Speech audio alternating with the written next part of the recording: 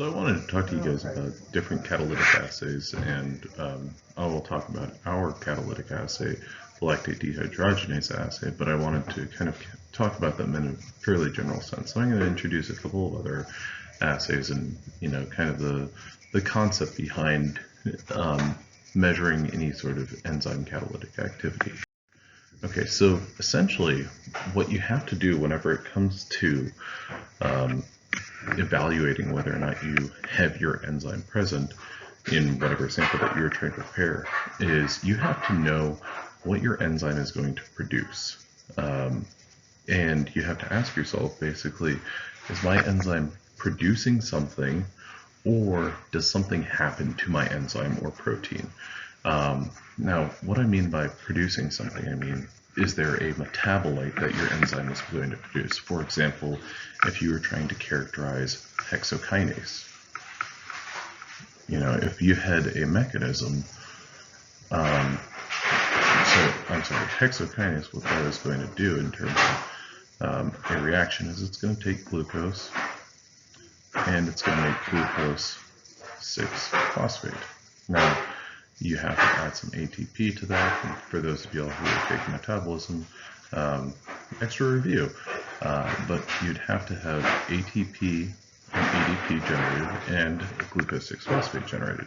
Now, if you had a means to measure a change in concentration of ATP or ADP or glucose 6-phosphate or something like that, that would be, or any one of those things could be something that you could monitor. So all of those things are going to be produced from your enzyme's catalytic reaction. Now, the alternative is, does something happen to your enzyme? And I'm going to go into a little bit of, or a specific example of that in my next slide, but essentially, is there something that happens to your enzyme, to your protein, that is noticeable? For instance, is that protein, if you think about a zymogen, or if you think about an enzyme or a protein that's proteolytically cleaved, you would see something different on a protein gel. So you have to ask yourself those two questions, because those would give you a way of detecting and having at least some potentially quantitative way of evaluating whether or not you have specific enzyme activity. Now, so the first example of a catalytic assay that I want to talk to you guys about is an example of something changing to your protein. So this is what is known as an Ingel kinase activity. Now, what this is dependent on is or reliant on radio-labeled ATP. Okay. Now, a phosphorylated protein can be detected by an autoradiograph screen. And so in this figure that I selected from a paper, well, we've got a kinase stain gel and an autoradiograph. So this autoradiograph is going to give you a way of detecting any proteins that have a radioactive isotope on them. Okay.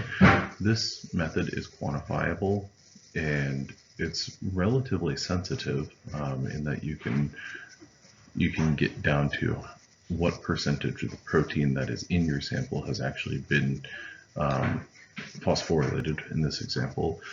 One of the limitations, maybe not limitations necessarily, but one of the points of clarification is that this is effective for protein kinases, but not sugar kinases.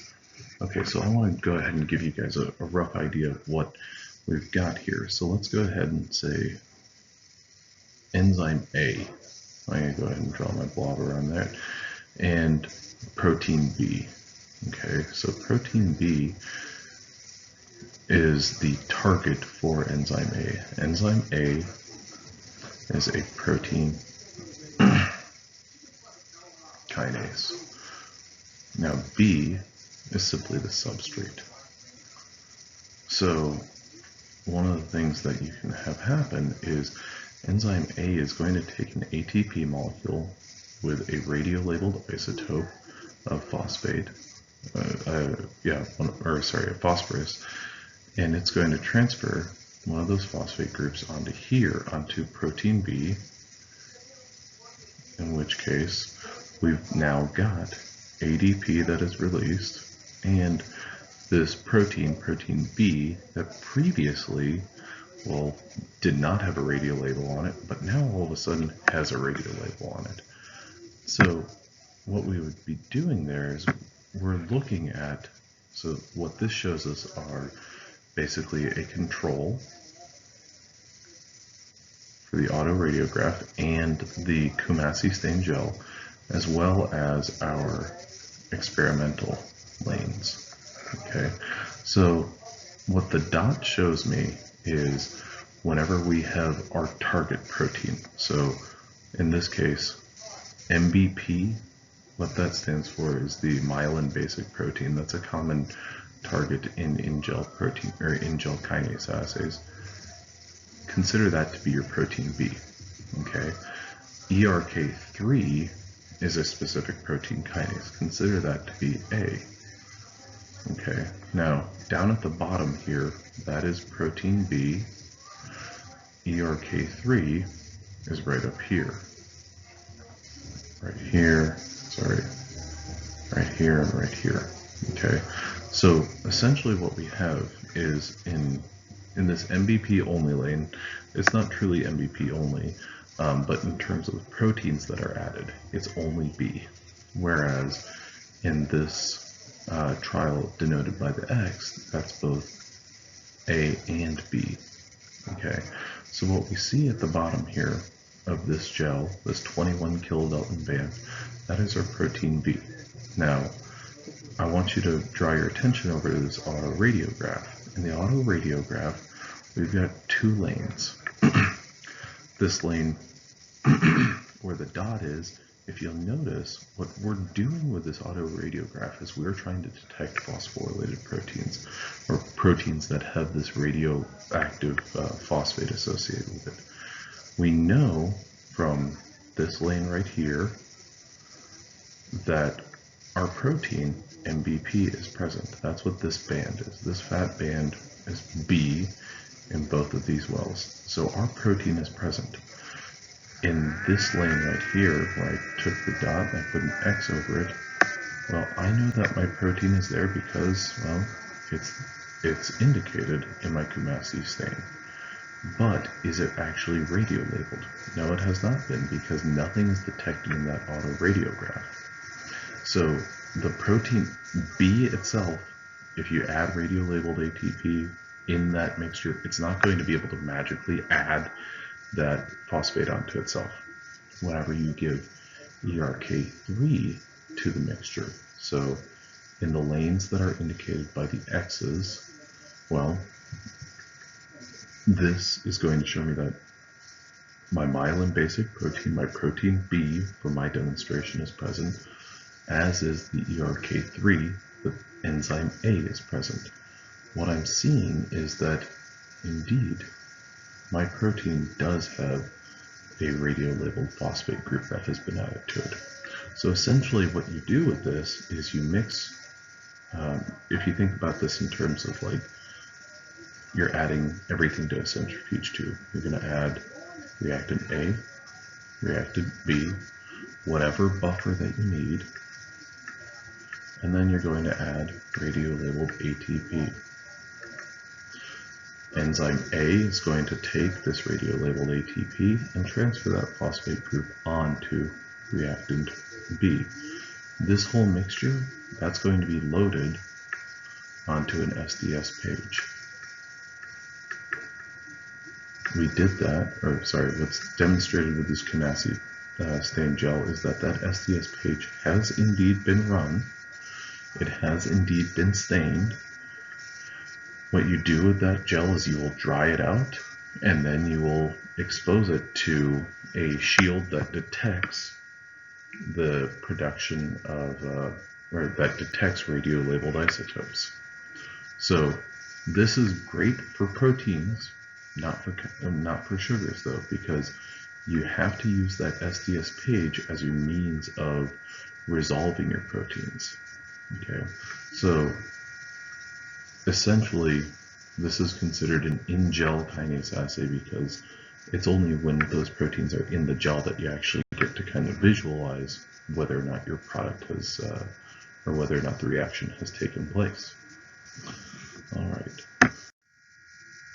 the next reaction would be something like a hexokinase assay. Now, earlier I said, imagine a hexokinase assay where what you're doing is you're adding glucose, and then you're going to be able to,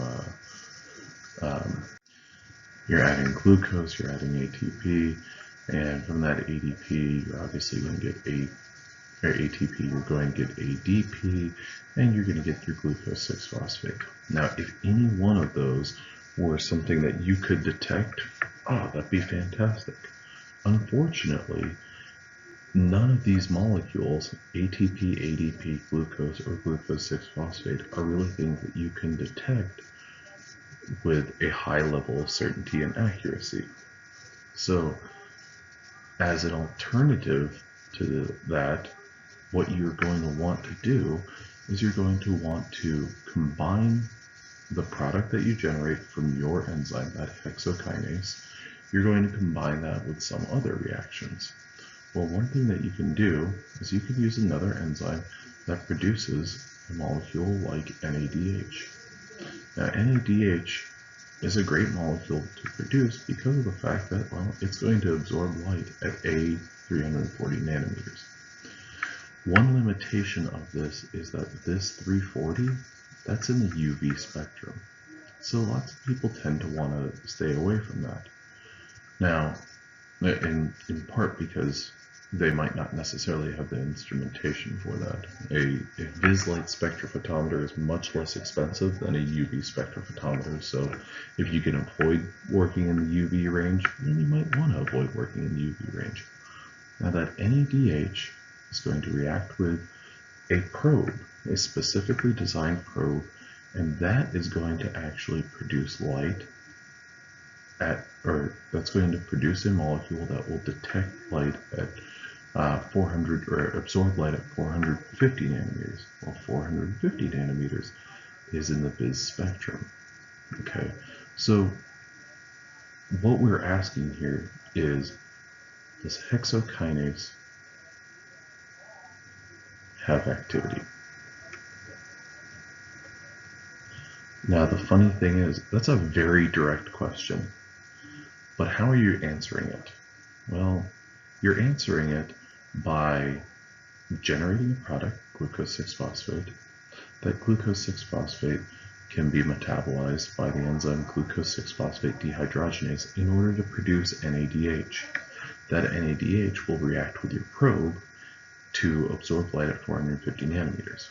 So by answering this question, or by asking this question, I'm sorry, you have to rely on a couple of steps.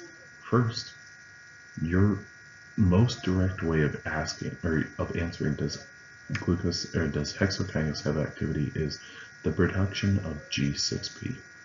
Okay, now that G6P is going to be used to produce NADH. Now that NADH is going to react with your probe, and that probe combination, that NADH probe, is going to absorb light at 450 nanometers. So when it comes to directly asking if your enzyme has activity and getting the answer to that question, you're several steps removed from that. You're absolutely indirectly answering that question. So what you're doing, so we're like several steps removed from answering our question directly. So this is a very indirect way of answering, does hexokinase have activity? And in order to answer this question, and this is just the nature of some ways of doing an assay, is you're dependent on everything between your enzyme and this probe working properly. So you might look at that and say, oh man, well, let's say that you do this assay and you don't have any activity. What does that mean? Does that mean your enzyme, your hexokinase, is deficient? Does that mean the glucose 6-phosphate dehydrogenase is deficient? Does that mean your NADH was no good? Well, one of the most important things that you can do in that scenario is you can have controls. You can have controls all along the way to confirm that glucose 6-phosphate, to confirm that your NAD plus was good, that your glucose 6-phosphate dehydrogenase was good. So you can confirm that those two things were functional. Then you can also have, you also have a means to confirm that your probe was functional, so that you could have the product of NAD plus and glucose 6-phosphate. This NADH is going to combine with the probe in order to detect light at 450 nanometers. So then you're not simply asking the question of, well, could my reaction have, you have enough controls present, both positive controls and negative controls, so that in the event that you had nothing, your A450 in this case was 0, you would be able to say, okay, my A450 was 0, that's because my enzyme was dead. Maybe your or maybe your purification was screwed up or something like that, or maybe you just purified the wrong protein. Now, one of the things that I'd like to say about this is simply an example. To be honest, when I used hexokinase as an example because I know that many of y'all are taking metabolism, and so this is an enzyme that might be somewhat familiar to y'all. The glucose 6-phosphate dehydrogenase isn't something that you generally talk about in a biochemistry 2 class, but the hexokinase most certainly is. So I wanted to make it a little bit relevant to y'all. It's important to keep all of those things straight and understand that what we're looking at here, this hexokinase assay, is just one example of a model. If you were ever to be trying to purify an enzyme and you were wanting to investigate whether or not that enzyme had any activity, chances are you would have some sort of probe from a kit that absorbs light at 450 nanometers or something like that. I really just want to use this as, when you're asking this very direct question, you're getting an answer that is like 3 steps removed, but you have controls for those steps. Okay, the last thing that I want to talk about was our lactate dehydrogenase assay. Now, the lactate dehydrogenase assay, what we were going to be doing was we were going to be monitoring the production of NADH. The production of NADH is something that you can monitor by measuring the absorbance at 340 nanometers. Now, the absorbance at 340 nanometers, well, what you can do with that is you can watch that, as your absorbance at 340 nanometers goes up, that means you have more and more NADH that's actually being produced. So what that means is, if you were using LDH in the opposite direction, so NADH plus pyruvate, the enzyme LDH is going to produce lactate and NAD plus. So what you would be observing here, in this case, is you'd be observing your A340 go down, because NADH absorbs light at 340 nanometers, NAD plus does not. Your A340 going down is an indication that you do have catalytic activity there, because that absorbance is changing. Now, this is an instance where you're able to monitor the production of a product, and so you are a little bit more directly involved in measuring whether or not your enzyme has any sort of activity. I would say that this is a little bit, so as much as it's certainly more direct than that hexokinase example that we looked at, because, well, our enzyme lactate dehydrogenase is generating a product, NADH.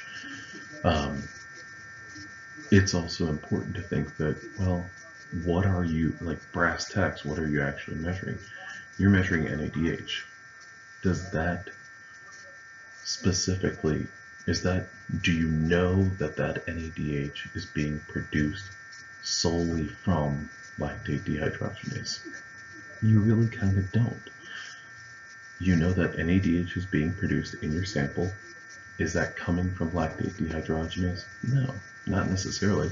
It's highly likely because you are controlling the concentrations of your metabolites that you put in there. But there are other dehydrogenase enzymes that could produce NADH. So that's something to kind of always keep in mind kind of carefully whenever you're doing any sort of catalytic assay. All right, so what I want you to do is think about enzyme activity assays and be asking yourself, like, how direct is this? And I don't want to sound like wishy-washy, like, well, this is more direct than that. But I want you to think about things in terms of whatever you are processing, whatever you are evaluating or measuring, how close is that to the enzyme that you are actually assaying for? If we think back to the example of an Ingel kinase assay, well, we had, in the example that was provided, we had that enzyme ERK3. That was my enzyme A, okay? Now, what I was monitoring was the transfer of a phosphate group from ATP onto B. I knew from the controls that I included that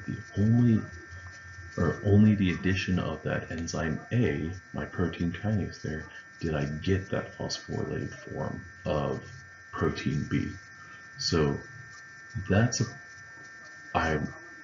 is almost as direct as you can get to determine if your protein has specific catalytic activity. The only way you should be a little bit more direct is if that enzyme had autocatalytic activity, in that it would take an ATP molecule and transfer a phosphate group onto itself. Well, I hope this is helpful, and yeah, I guess I will talk to you all later. Feel free to shoot me an email if you have any questions about any of this. Evaluating enzyme activity assays is a little bit tricky, and they're highly variable. I just wanted to give you a couple of examples of what potential assays look like, and kind of what you're tracking, what you're monitoring. The most important thing when you're looking at an enzyme assay is you have to have something that you can track. You have to have something that you can monitor. But anyway, have a good one.